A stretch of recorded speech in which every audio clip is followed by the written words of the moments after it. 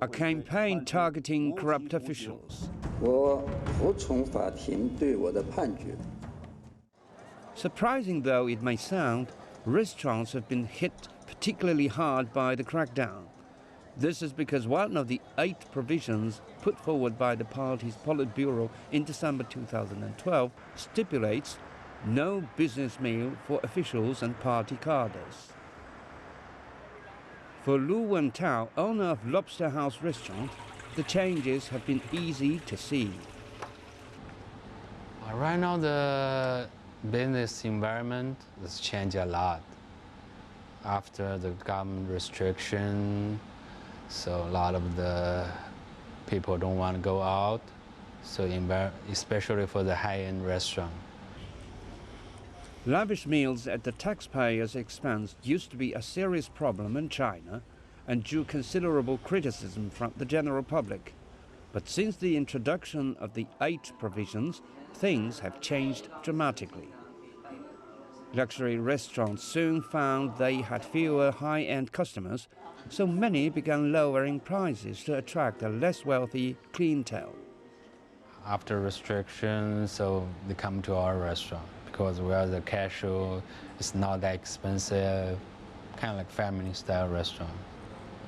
The anti-graft campaign not only places restrictions on paying for meals with public money, it also targets other recreational activities funded by the taxpayer. In fact, this campaign has a zero-tolerance policy on corruption of any type. In 2013, over 182,000 party officials were officially disciplined, and this number has risen year by year. It was 232,000 in 2014 and 336,000 the following year. In 2016, the number of party officials to have been disciplined rose to 415,000. Since 2013, a total of 1,165,000 party officials at all levels have received disciplinary punishment. Senior officials are no exception.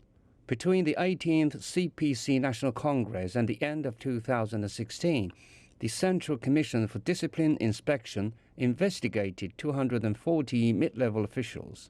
223 of them were disciplined, with 105 on the receiving end of a criminal prosecution. The political ecosystem of China has changed radically since the 18th CPC National Congress. Behavior such as selling official titles, trading power for money, and forming cliques have been curbed. Now, more officials who do practical work are being promoted. Fighting corruption has become one of the most impressive policies since last National Congress of the Communist Party. And it has also become the people's hottest topics in the last 5 years. I strongly support this anti-corruption campaign. People around me hold the same views. I retired from a government office. After the 8 provisions were introduced, it's been difficult to invite my old colleagues to dinner, even to wedding parties. I feel that the party cadres are willing to learn and obey the code. It's good to know that the crackdown reaches both tigers and flies. From our perspective, the embezzlers like big tigers may be far away from our lives. But corruption at grassroots level by the so-called flies can influence all aspects of society. All evidence shows that fighting corruption will continue in the years to come. So what are the pros and cons of the tough regulatory climate? Rampant corruption caused lots of economic problems. For example, shoddy workmanship, counterfeit and inferior products, environmental pollution, and so on. Eradicating corruption will enhance economic and social efficiency. Under the new political atmosphere, public institutions have improved their services and become more efficient. However, a side effect of such harsh punishments is that officials are now scared to take action and make a difference. Administrations might be seen to be lazy and unproductive. Such vested interest groups act as a barrier to China's future economic development.